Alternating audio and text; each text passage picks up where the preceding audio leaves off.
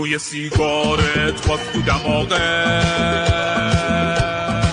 این بوی من نیست، بوی اتاقه. یه وجب بیشتر فاصلمون نیست، بوی سگ میدی فندک رو تاقه. تو دیدی سیگار رو لب من؟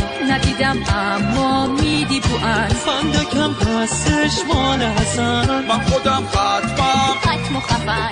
بری دنبال دود شیرم حرومه. شیر ایشون که هیچ پولم تمومه. بابا دود کجا بود، سیگار کدومه؟ خاطوقش هر شب رو پشت بومه.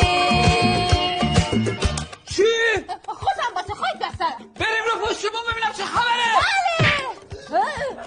آبجی جون ما لونت ما رو ببین. ببین من از مستر جعفری یه فرش خریدم 3 تومن. به جنبی 1 تومن کم دارم میدی؟ بودم نوکرتم.